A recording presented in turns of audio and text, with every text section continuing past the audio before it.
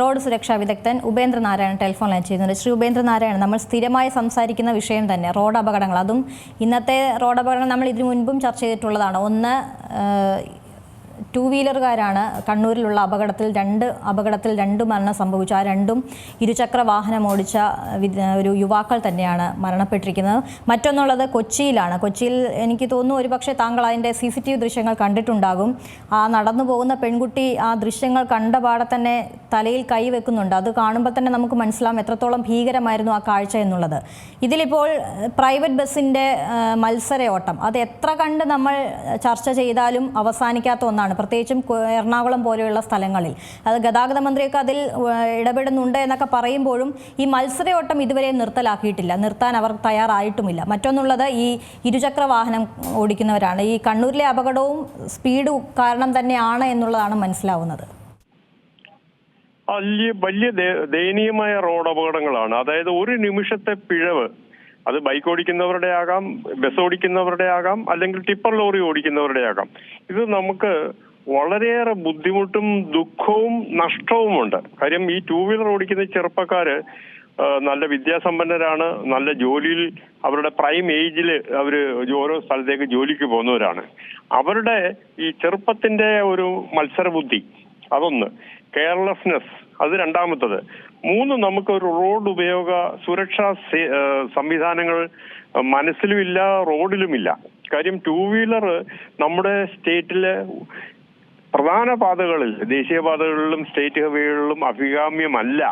കാര്യം ഒരുപാട് സ്വകാര്യ ബസ്സുകളും പിന്നെ ഗവൺമെന്റിന്റെ ബസ്സുകളും ഉള്ള ഒരു സ്റ്റേറ്റാണ് കേരളം. അപ്പൊ അതിന് എല്ലാവരോടും എനിക്ക് അപേക്ഷിക്കാനുള്ളത്, നിങ്ങളുടെ മിസ്റ്റേക്ക് ആണോ മറ്റുള്ള മിസ്റ്റേക്ക് ആണോ എന്ന് പറഞ്ഞ് നമുക്കിതിനെ തരം താഴ്ത്തി കാണിക്കുകയല്ല വേണ്ടത്. അതീവ ഗൗരവത്തോടെ റോഡ് ഉപയോഗിക്കേണ്ട ഒരു വിഭാഗമാണ് യുവാക്കൾ. യുവാക്കളുടെ കുറ്റമാണോ ബസ് ഓടിക്കുന്നവരുടെ ആണെന്നൊക്കെ നമ്മൾ വിഷ്വൽസിൽ തന്നെ കാണാം. പക്ഷെ നഷ്ടം സംഭവിക്കുന്ന യുവാക്കൾക്കാണ്. യുവാക്കൾ അവരുടെ കുടുംബത്തെ കണ്ണീരിലാഴ്ത്തിക്കൊണ്ട് പെർമനന്റ് ആയിട്ട് ഒരു അഗണിയില് ഹെൽപ്ലെസ്നെസ്സിലാക്കിക്കൊണ്ടാണ് അവര് ഈ ലോകത്തോട് വിട പറയുന്നത്. എനിക്ക് ആവശ്യപ്പെടാനും റിക്വസ്റ്റ് ചെയ്യാനുള്ളത്, ചെറുപ്പക്കാരായ നിങ്ങൾ ഈ മോഡ് ഓഫ് ട്രാൻസ്പോർട്ട് ഒന്ന് മാറ്റി പിടിച്ചു നോക്കിയേ. ടൂ വീലർ ഉപേക്ഷിക്കുക. പ്രത്യേകിച്ചും സിറ്റികളിൽ, എറണാകുളം സിറ്റികളിൽ ടൂ വീലർ ഒട്ടും തന്നെ റെക്കമെൻഡഡ് അല്ല.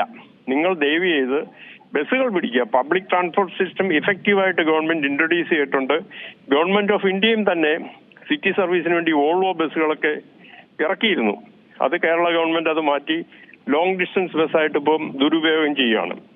അപ്പൊ നമുക്ക് ജീവൻ രക്ഷിക്കാനായിട്ട് നമ്മുടെ ഭാഗത്തുനിന്ന് എന്താണ് കരുതൽ? നമുക്ക് റോഡിലെ ഒരു സുരക്ഷാ ബോധം എല്ലാ ചെറുപ്പക്കാരിലും ഉണ്ടാകേണ്ടിയിരിക്കുന്നു. അതിപ്പോഴില്ല.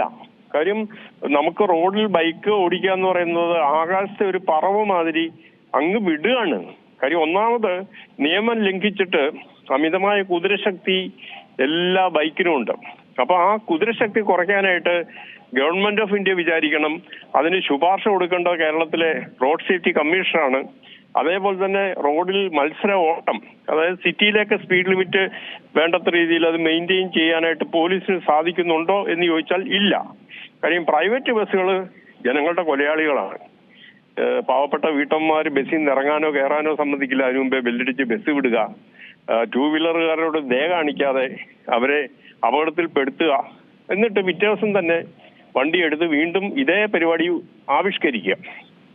ഇതിന് ശിക്ഷയില്ലാത്ത ഒരു വലിയ കുറ്റമുണ്ട്. അത് കോടതികൾ ശിക്ഷിക്കുന്നില്ല. 10,000-3,000 രൂപ മാത്രം ആണ് പിഴ ശിക്ഷയായിട്ട് കൊടുക്കുന്നത്. അത് പോരാ. ക്യാമറ വെച്ചിട്ട് കുറ്റം ആരുടെയെന്ന് കണ്ടുപിടിച്ചിട്ട് കുറ്റവാളിയായ കില്ലർ ഡ്രൈവേഴ്സിനെ ജയിൽ ശിക്ഷയ്ക്ക് കോടതികൾ വിധിക്കണം. എങ്കിൽ മാത്രമേ ഇവർക്കൊരു പാഠമാവുള്ളൂ. എങ്കിൽ മാത്രമേ റോഡിലെ ഈ കുരുതിക്കളം നമുക്ക് അവസാനിപ്പിക്കാൻ പറ്റുള്ളൂ. മറ്റൊന്നുള്ള ഈ പ്രൈവറ്റ് ബസ്സുകാരുടെ കാര്യമാണ്. അവരുടെ ഈ ഒരു അമിത സ്പീഡ് അതെങ്ങനെയാണ് നമ്മളൊന്ന് കുറയ്ക്കാൻ കഴിയുക? കാരണം അവർ സമയം, നമുക്കറിയാം, സമയം കറക്റ്റ് ആക്കുന്നതിന് വേണ്ടിയാണ് ഈ രാവിലത്തെ ഈ ഓട്ടം. രാവിലെ മാത്രമല്ല, ഏത് സമയം നോക്കിയാലും ഒരു മത്സര ഓട്ടം എന്നുള്ളത് വളരെ വ്യക്തമായ കാര്യമാണ് റോഡിൽ നമ്മൾ കാണുമ്പോൾ. അതൊന്ന് കുറയ്ക്കുക എന്നുള്ളതും ഒരു അത്യാവശ്യമായ കാര്യമല്ലേ? ഈ പറഞ്ഞ പോലെ ഇപ്പോൾ ഈ ദൃശ്യങ്ങൾ കാണുന്നത് പോലെ കൊച്ചിയിലെ അപകടത്തിൽ അത് ഓവർടേക്ക് ചെയ്യാൻ ശ്രമിക്കുമ്പോഴാണ് ബൈക്കിൽ തട്ടി ആ യുവാവിൻ്റെ തലയിലൂടെ ബസ് കയറിയിറങ്ങിയെന്നാണ് അറിയുന്നത്. അതായത് നേരത്തെയുള്ള പോലീസ് ഉദ്യോഗസ്ഥന്മാര്, എനിക്കറിയാവുന്ന ഉന്നത ഉദ്യോഗസ്ഥന്മാര്, ACP ലെവല്, കമ്മീഷണർ പോലീസ് ലെവലിലൊക്കെ തന്നെ പ്രൈവറ്റ് ബസ്സുകൾ സിറ്റിക്കകത്ത് ഓവർടേക്ക് ചെയ്യാൻ പാടില്ല, അതായത് പ്രൈവറ്റ് ബസ്സുകൾ തമ്മിൽ ഓവർടേക്ക് ചെയ്യാൻ പാടില്ലെന്ന് കർശന നിയമവും നിർബന്ധവും ഉണ്ടായിരുന്നു. അത്തരക്കാർക്ക് ചെപ്പക്കുറ്റിക്ക് അടി കൊടുക്കുന്ന ഒരു സമ്പ്രദായം നേരത്തെ ഉണ്ടായിരുന്നു. അപ്പൊ അടി കിട്ടുമെന്ന് പേടിച്ചിട്ട് ഈ പറഞ്ഞ ഡ്രൈവർമാരെല്ലാം ലൈനായിട്ട് ബസ് പോകും. കാര്യം ഇത് ഒരു ബസ്സിന്റെ യാത്രക്കാരെ കൂടുതൽ പിടിക്കാം, അല്ലെങ്കിൽ സ്വന്തം പെട്ടിയിലേക്ക് കുറെ ചില്ലറ നാണയങ്ങൾ കൂടുതൽ കിട്ടും എന്നുള്ള ഒരു രീതിയിലാണ് ബസ്സുകൾ ഓടുന്നത്. അപ്പൊ അതിനകത്ത് ഗുണ്ടായുസം കൂടുതലുണ്ട്. നമ്മള് ചേട്ടാ ഇങ്ങനെ പോകല്ലേ എന്ന് പറഞ്ഞു കഴിഞ്ഞാൽ തന്നെ അപ്പൊ തന്നെ അവര് നമ്മളോട് ആക്രോശിക്കുകയും തെറി വിളിക്കുകയും, ഇപ്പൊ ഒന്നും പറ്റിയില്ല അവരുടെ ബസ്സിന്റെ ബോഡി വെച്ചിട്ട് നമ്മുടെ കാറിനെ ഒരയ്ക്കുകയോ അല്ലെ അവര് ബസ്സുകൾ തമ്മിൽ കൂട്ടി ഒരയ്ക്കുകയോ ഇടിക്കുകയൊക്കെ ചെയ്യുന്ന രീതിയിലേക്ക് അപകടകരമായ ഒരു അവസ്ഥയിലേക്കാണ് പോകുന്നത്. അത് ദയവ് ചെയ്ത് ബഹുമാനപ്പെട്ട കോടതികൾ ഇത് പരിശോധിക്കണം, ഈ പോലീസിനെ കൊണ്ട് ജോലി ചെയ്യിപ്പിക്കണം. ഞാൻ ഇന്നലെ ഒരു DYSP ആയിട്ട് റോഡിലൊരു സർവേ നടത്തി. അപ്പൊ അവർക്കൊന്നും തന്നെ റോഡിലിറങ്ങി പണി ചെയ്യാൻ താല്പര്യമില്ല. കാര്യം ഇപ്പൊ ഞാനിത് പറയുമ്പോൾ പോലീസുകാർ എവിടെങ്കിലും കുത്തിയിരുന്ന് ശമ്പളം മേടിക്കുന്ന രീതിയിലേക്ക് അവര് ഗവൺമെന്റ് ഉദ്യോഗസ്ഥന്മാരെന്ന നിലയിലേക്ക് തരം താന്നുപോയി. മറിച്ച് പോലീസ് എൻഫോഴ്സ്മെന്റ് എന്ന് പറയുന്നത് ഇൻസ്റ്റന്റ് ആയിട്ടും സ്ട്രിഞ്ചന്റ് ആയിട്ടും ചെയ്യേണ്ട ഒരു പണിയാണ്. അതിപ്പോ നടക്കുന്നുണ്ടോ എന്ന് ചോദിച്ചാൽ ഇല്ല എന്ന് തന്നെ പറയേണ്ടതായിട്ട് വരും. ശരി, വളരെ നന്ദി ശ്രീ ഉപേന്ദ്രനാരായണൻ ഈ വിഷയത്തിൽ പ്രതികരിച്ചതിന്. ഏറ്റവും പുതിയ വാർത്തകളും വിശേഷങ്ങളും വിരൽ തുമ്പിലറിയാൻ സീ മലയാളം ന്യൂസ് എല്ലാ ഡിജിറ്റൽ പ്ലാറ്റ്ഫോമുകളിലും ലഭ്യം.